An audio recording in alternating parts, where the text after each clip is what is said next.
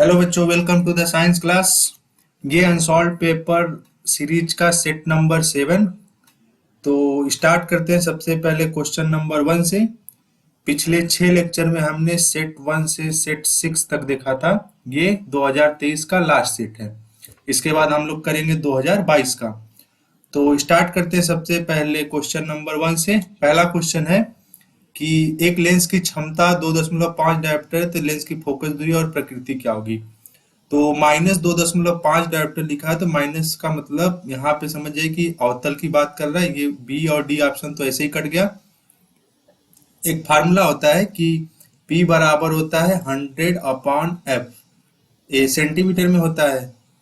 अब यहाँ पे ये दिया हुआ डायोप्टर, तो F अपान हो जाएगा 100/ माइनस का 2.5। इसको काटेंगे तो लगभग 40 बार में आएगा। तो ये हो जाएगा पहला का ए। अगला है कि वैद्युत शक्ति P तथा प्रतिरोध R से व्यक्त होता है, तब वैद्युत धारा व्यक्त होती है। तो P बराबर फार्मूला होता है I²R। तो I² बराबर हो जाएगा P/R। अगर दोनों तरफ हम रूट ले लें तो ये हो जाएगा I रूट में हो जाएगा P/R। तो ये हो जाएगा ऑप्शन नंबर डी।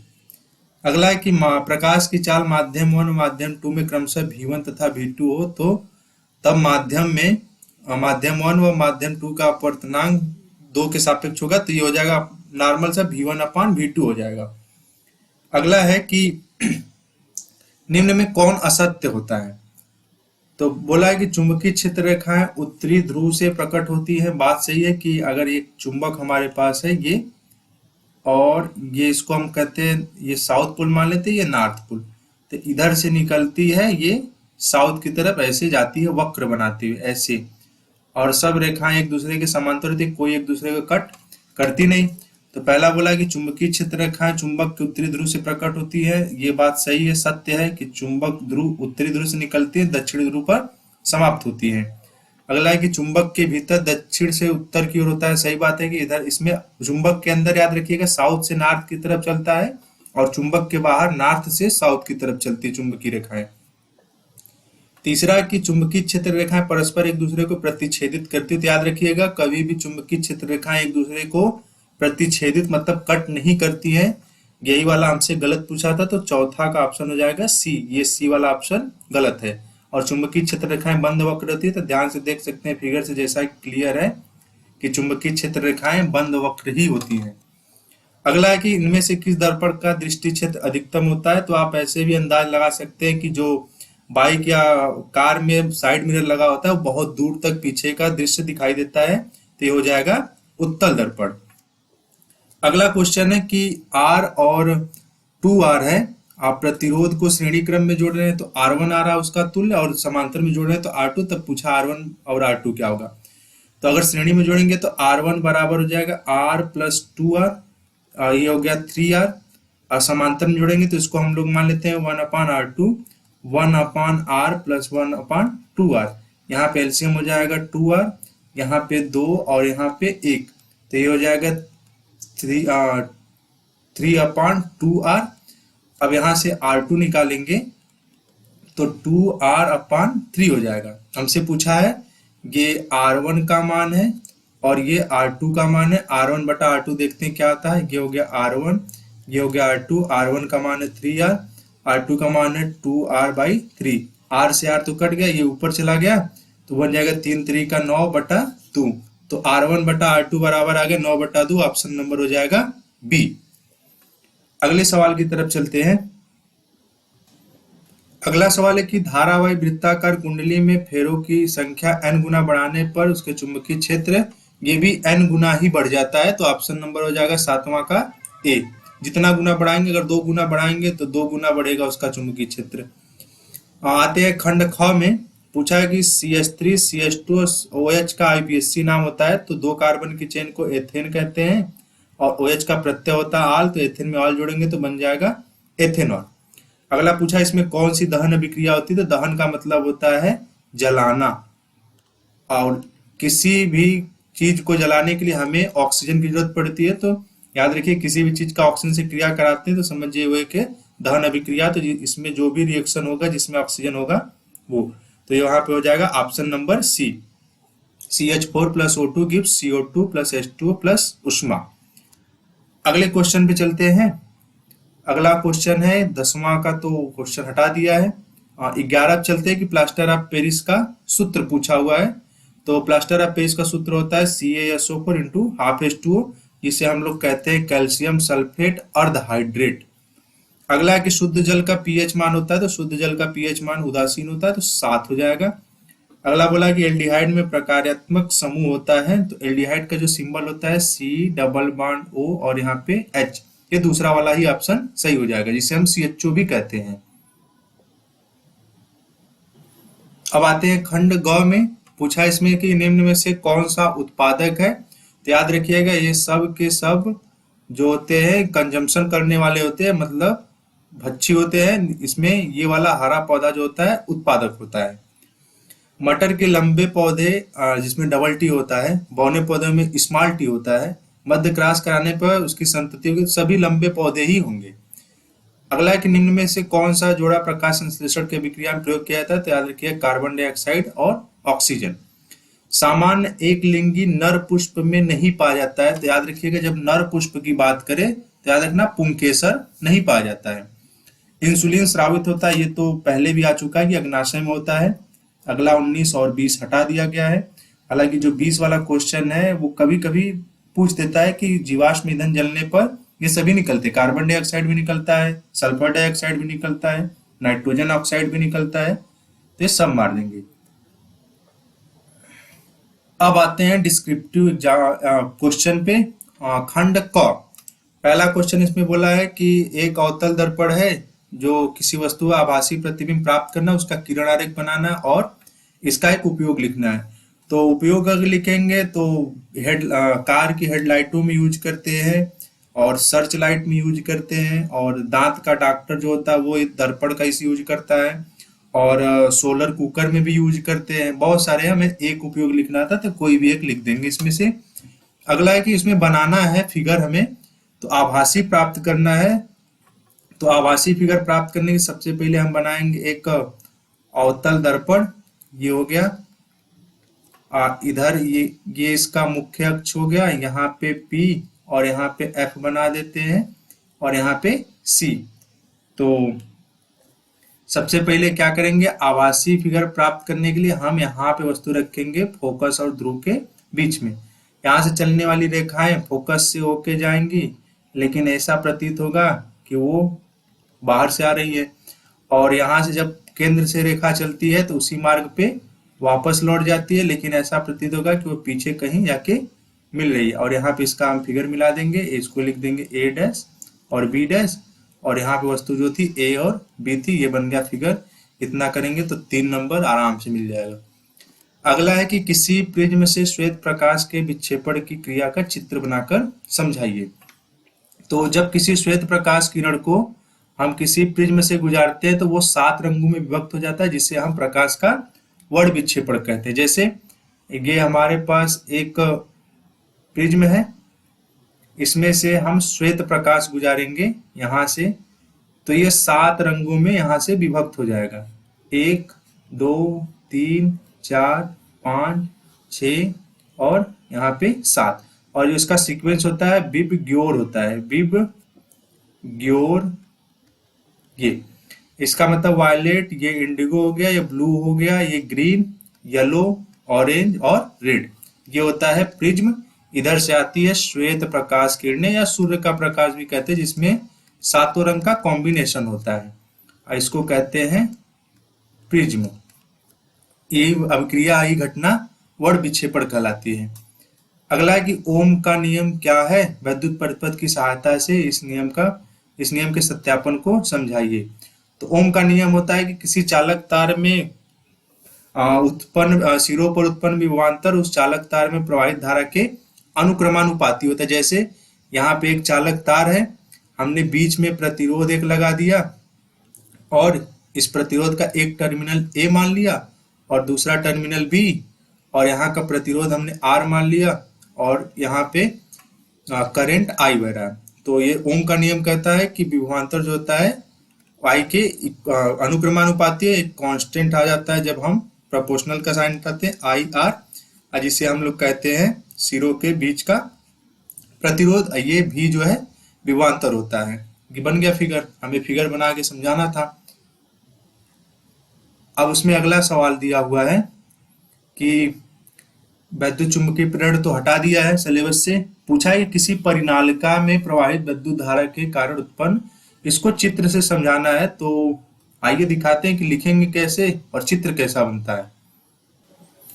ये है उसका सॉल्यूशन। आप वीडियो को पॉज करके भी लिख सकते हैं कि धारावाही परिनालिका का चुंबकीय क्षेत्र। तो परिनालिका कुछ होता नहीं, एक रॉड होती है, उसी के ऊपर एक तांबे का तार लपेटा जाता है, ऐसे फेरों की संख्या बनाई जाती है जिससे वो चुंबक के जैसा काम करता है। इसको हम लोग कहते हैं परिनालिका।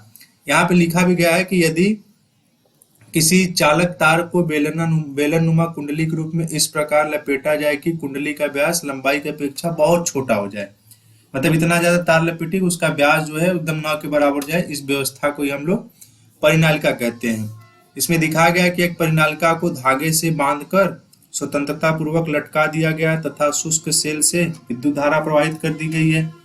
अब उसके अंदर विद्युत धारा प्रवाहित कर गई है तो अब चुंबक के समान कार्य करेगा।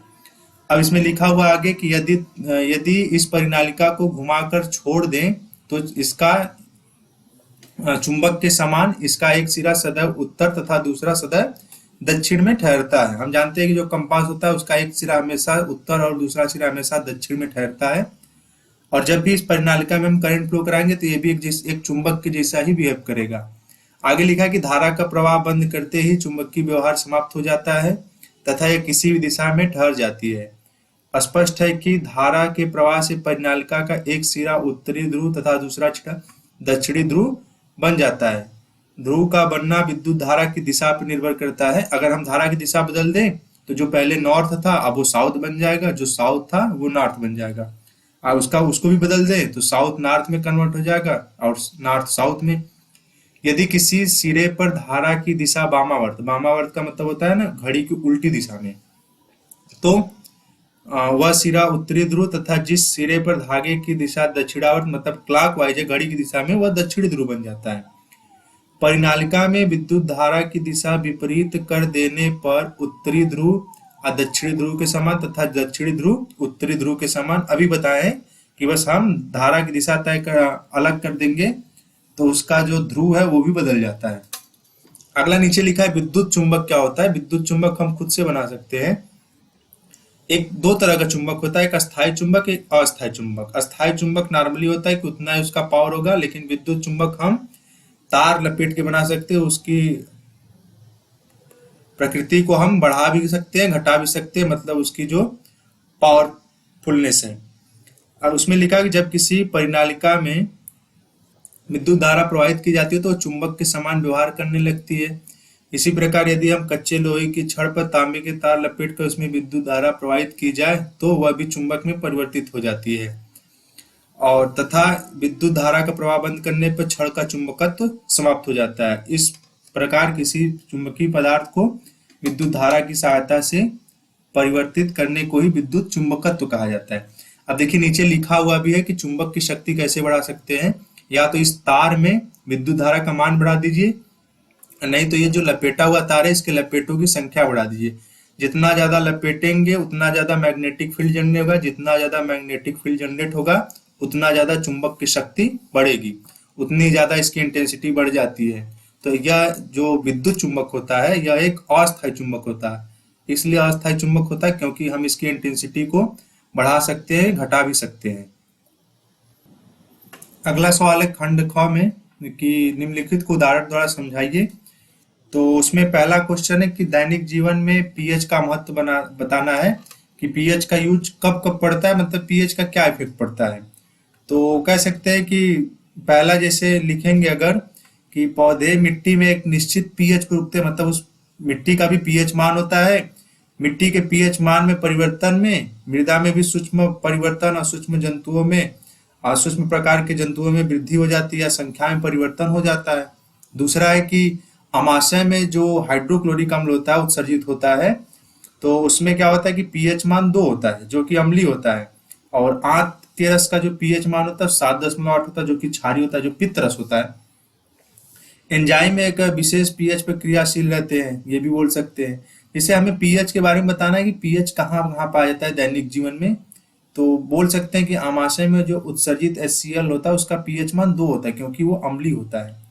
अगला है कि जैसे हमारे जो मुख में लार बनता है उसका पीएच मान भी 5.5 से कम हो जाता है, तो दांतों का क्षय होने लगता है। इसीलिए मुंह का जो पीएच मान है 5.5 से अधिक होना चाहिए, अम्लीय नहीं होना चाहिए।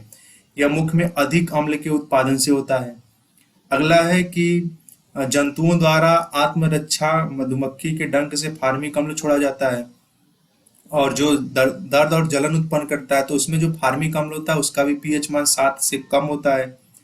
अगला है कि जैसे कुछ जंतु और पौधे जो होते हैं पीएच के प्रति संवेदनशील होते हैं। पीएच के प्रति संवेदनशील का मतलब होता है कि पीएच मान घट बढ़ जाता है तो उसमें भी परिवर्तन आ जाता है। जैसे अम्लीय वर्षा का नाम सुने होंगे कि जब बारिश होती है तो हमारे वायुमंडल में उपस्थित सल्फर डाइऑक्साइड और नाइट्रोजन डाइऑक्साइड क्रिया करके एसिड बना लेते हैं और अम्ल की वर्षा होने लगती है। तो लिख सकते हैं कि यदि पानी का पीएच मान 5.6 से कम हो जाए बरसात वाला, तो इसे अम्लीय वर्षा कहते हैं। यह हमारे परितंत्र को मतलब बुरी तरह प्रभावित कर सकता है, हमारे सिस्टम को। बहुत सारे हैं, हमें बस समझाना है एक और दो। बस 2 नंबर का है, और 2 नंबर का हमें इसमें लिखा है ऊष्माक्षेपी अभिक्रियाएं। तो लिख सकते हैं वह अभिक्रिया जिसमें उत्पाद के साथ साथ ऊष्मा का भी उत्सर्जन होता है, उस अभिक्रिया को कहते हैं ऊष्माक्षेपी अभिक्रिया। इसका उदाहरण हो जाएगा CaO बिना बुझा हुआ चूना, इसके क्रिया हम H2O से अगर करा दें तो बन जाएगा CaOH का ट्वाइस, जिसे हम लोग कहते हैं बुझा हुआ चूना, और इसके साथ ऊष्मा भी निकलती है। जिस अभिक्रिया में ऊष्मा का भी उत्सर्जन होता है उत्पाद के साथ साथ, उस अभिक्रिया को हम ऊष्माक्षेपी अभिक्रिया कहते हैं। अगला पूछा हुआ कि एथेनोइक अम्ल के 2 रासायनिक गुणधर्म लिखिए। तो एथेनोइक अम्ल का 2 रासायनिक गुणधर्म, तो एथेनोइक अम्ल होता है CH3COOH। ये अम्ल है, इनकी क्रिया करा देते हैं अगर क्षार से तो बन जाएगा लवण। तो लवण बनाने के लिए CH3, जहाँ H है वहाँ Na लगा दीजिए, लवण बन गया, और यहाँ पे H2O। अगला है कि इनकी क्रिया अगर हम धातु से करा दें किसी Na से तो बन जाएगा CH3COONA, और इसके साथ एक गैस निकल जाएगी H2। तो ये हो गया पहला रासायनिक गुणधर्म, ये होगा दूसरा। तो पहले रासायनिक गुणधर्म में कास्टिक सोडा के साथ रिएक्शन करा दिया, दूसरे वाले में सोडियम। आप यहाँ पे जिंक भी करा सकते हैं, कैल्शियम भी करा सकते हैं, पोटेशियम भी, एनीथिंग। अगला है कि निम्न को कैसे प्राप्त करेंगे। बेकिंग सोडा से धोने का सोडा, और जिप्सम से प्लास्टर ऑफ पेरिस। तो हमें बनाना है बेकिंग सोडा से धावन सोडा बनाना, ना कि धावन सोडा से बेकिंग सोडा, क्योंकि उसको बनाना तो आसान है कि बेकिंग सोडा को बस हम H2 और CO2 के साथ गर्म कर देंगे तो बन जाएगा धावन सोडा से baking soda. But baking soda में क्या होता है कि NaHCO3 को हम 100 डिग्री सेल्सियस पे गर्म कर देते हैं तो बन जाता है बेकिंग सोडा, सॉरी धावन सोडा। इसका फार्मूला होता है Na2CO3 हो जाता है। बस इसमें जल के क्रिस्टल बाहर चले जाते हैं और plus H2O plus CO2 gas बाहर हो जाता है। यहाँ पे हम बना लेंगे 2। ये बन गया हमारा पहला। अगला बोला कि जिप्सम से प्लास्टर ऑफ पेरिस, तो जिप्सम को भी हम हीट कर देंगे। जिप्सम का फार्मूला होता है CaSO4 × 2H2O। इसको हमने हीट कर दिया तो बन गया CaSO4 × ½ H2O, और इसके साथ 3/2 H2O बाहर निकल गया। ये बन गया प्लास्टर ऑफ पेरिस, और ये हो गया जिप्सम। अगला है कि साबुन के निर्मलन क्रिया, जिसे हम मिसेल भी कहते हैं। और अगला है कि निस्तापन तथा भर्जन, ये पीछे भी आ चुका है। और धातुओं की सक्रियता श्रेणी, तो देखते हैं इन्हें कि बनाएंगे कैसे। साबुन की निर्मलन प्रक्रिया उतना भी कॉम्प्लिकेटेड नहीं है। इसमें क्या होता है कि जैसे सपोज दैट मान के चलिए ये तेल की कोई बूंद लगी है। अब जो साबुन का प्रोसेस होता है उसमें 2 सिरे होते हैं जब इसको साफ करने के लिए आते हैं। इसको हम ऐसे बनाते हैं, एक होता है जल रागी सिरा, और दूसरा होता है जल विरागी सिरा। तो अब क्या होता है कि जल रागी सिरा जो होता है वो जल से जुड़ा होता है, और जल विरागी सिरा जो होता है वो तेल की बूंद से आके जुड़ा होता है। और इसको आके वो कुछ इस टाइप से आके वो ऐसे कैप्चर कर लेता है, और इस प्रोसेस को हम लोग कहते हैं, मतलब जो ये फिगर दिख रहा है इसको कहते हैं मिसेल। अभी क्या करता है, इसका एक सिरा जल रागी से जुड़ा होता है, दूसरा जल विरागी, जो इसको हाइड्रोकार्बन वाला पार्ट है। और जब इस पे इसकी सफाई प्रक्रिया होती है तो ये पानी वाला सिरा खींच के तेल की बूंद को साफ कर देता है। इसे लिखेंगे कैसे, बोल देते हैं हम। तो इसे लिखेंगे जो साबुन की सफाई की प्रक्रिया, जिसे हम निर्मलन भी कहते हैं। तो याद रखिएगा, साबुन की सफाई प्रक्रिया मिसेल के द्वारा होती है।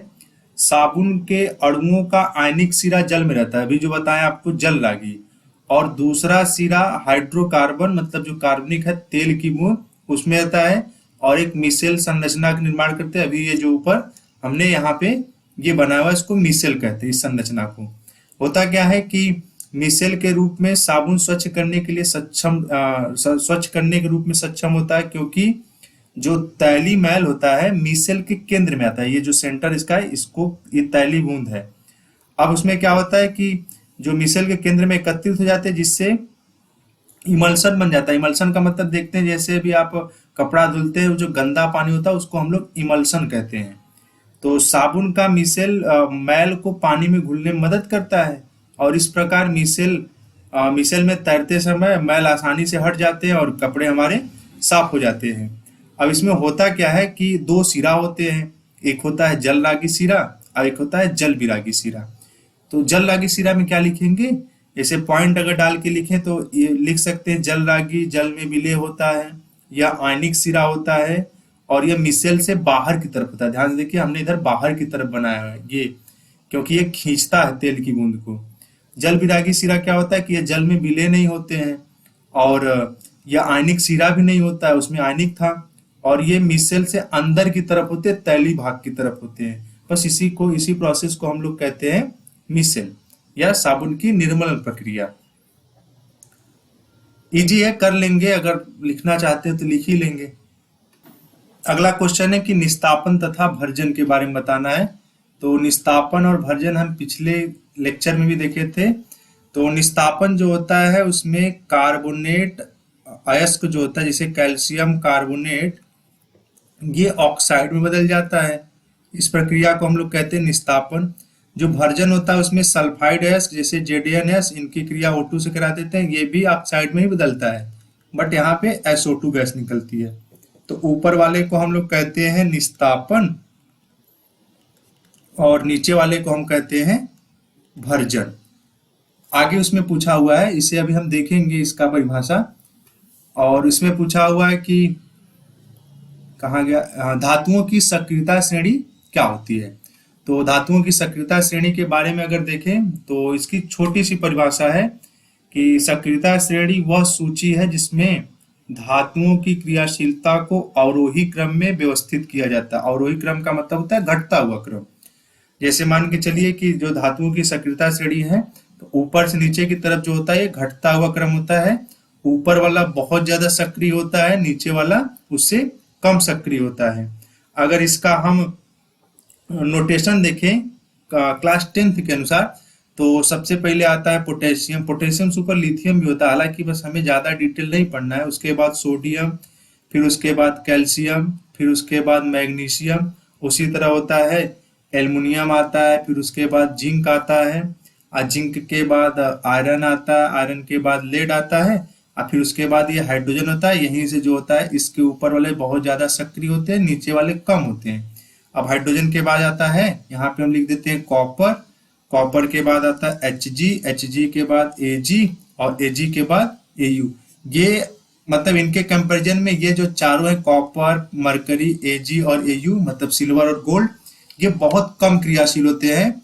जैसे अगर इनकी क्रिया मान के चलिए, अगर हम HNO3 की क्रिया करा दें Ag के साथ, तो Ag क्या करेगा कि H को विस्थापित ही नहीं कर पाएगा, क्योंकि हाइड्रोजन से नीचे है Ag, और अपने से नीचे वाला मतलब नीचे वाला अपने से ऊपर वाले को विस्थापित नहीं कर पाता है। इसी को कहते हैं हम लोग सक्रियता श्रेणी। अगर सक्रियता श्रेणी एक बार हम फिर से बोले, तो सक्रियता श्रेणी वह सूची है जिसमें धातुओं की क्रियाशीलता को अवरोही क्रम में व्यवस्थित किया जाता है। अवरोही क्रम का मतलब फिर से बता दे रहे, घटते हुए क्रम में उनकी सक्रियता का। तो सबसे ज्यादा यहाँ पे अगर इस जगह पे देखें तो पोटेशियम है, और सबसे कम जो है ये गोल्ड है। इसीलिए गोल्ड की चेन बनाई जाती है, आभूषण बनाए जाते हैं, क्योंकि यह बहुत निष्क्रिय होता है, जल्दी क्रिया नहीं करता पानी से, वायु से या एसिड से। अगला है कि आधुनिक आवर्त सारणी, ये हटा दिया। संकलन अभिक्रिया को उदाहरण सहित समझाइए। तो संकलन अभिक्रिया को हम लोग कहते हैं योगात्मक अभिक्रिया भी। तो योगात्मक अभिक्रिया भी ने बोल सकते हैं कि जैसे निकिल या पैलेडियम की उपस्थिति में असंतृप्त हाइड्रोकार्बन हाइड्रोजन जोड़कर संतृप्त हाइड्रोकार्बन बना लेते हैं। जैसे यहाँ पे एक एग्जांपल लिखेंगे CH2 डबल बॉन्ड CH2, और इनकी क्रिया करा देंगे H2 के साथ, और निकिल के उत्प्रेरक में या तो पैलेडियम के। अब ये क्या करता है, ये जो है इसका नाम एथीन है, इसमें डबल बॉन्ड दिख रहा, तो डबल बॉन्ड की पहचान होती है कि ये असंतृप्त हाइड्रोकार्बन है। एक हाइड्रोजन इनके पास चला जाता है, एक हाइड्रोजन के बीच का एक डबल बॉन्ड टूट जाता है, तो यहाँ पे बन जाएगा CH3 और CH3। इसको हम लोग कहते हैं एथेन। और इसमें सिंगल बॉन्ड दिख रहा, तो ये बन गया यहाँ पे संतृप्त हाइड्रोकार्बन। तो याद रखिएगा, असंतृप्त से संतृप्त में बदलना हाइड्रोकार्बन के थ्रू, उसको कहते हैं संकलन अभिक्रिया या योगात्मक अभिक्रिया।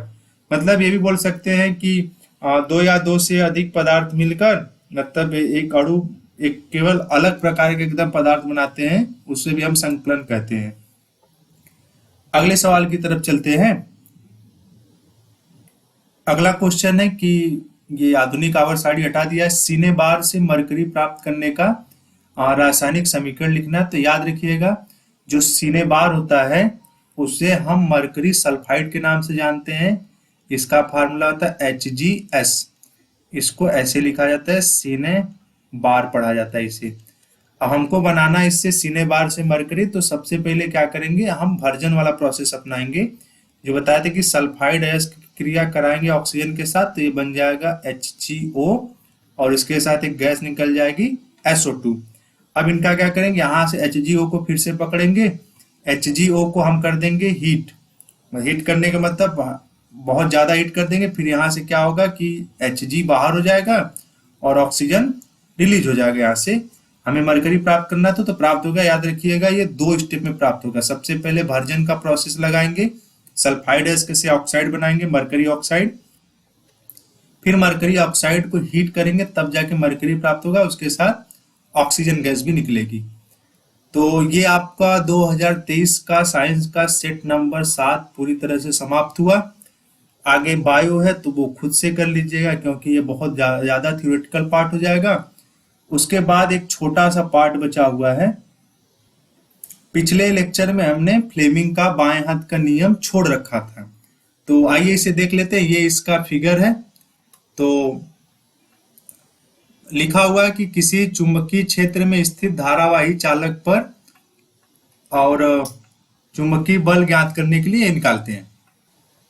तो अगर इसकी परिभाषा देखें तो किसी चुंबकीय क्षेत्र में स्थित धारावाही चालक पर चुंबकीय बल की दिशा का निर्धारण करने के लिए इस नियम का प्रयोग किया जा सकता है। इस नियम के अनुसार यदि हम बाएं हाथ के अंगूठे या बीच की उंगली को सामने की उंगली को इस प्रकार रखें कि तीनों फैलाएं कि परस्पर लंबवत रहें, तथा सामने की उंगली चुंबकीय क्षेत्र की दिशा और बीच की उंगली विद्युत धारा की दिशा में संकेत करे, तो अंगूठा चालक पर कार्य करने वाले बल की दिशा को प्रदर्शित करेगा। तो याद रखिए कि इसको, ये वाला तो हो गया अंगूठा, और इस वाले को हम लोग कहते हैं मध्यमा, और ये जो सामने वाली उंगली है इसको हम लोग कहते हैं तर्जनी। तो ये बताती है गति की दिशा, बल की दिशा। ये बीच वाली दिशा जो मिडिल फिंगर होती है ये धारा की दिशा बताती है I, और ये चुंबकीय क्षेत्र की दिशा बताती है B। तो ये आपका फ्लेमिंग का बाएं हाथ का नियम समाप्त हुआ।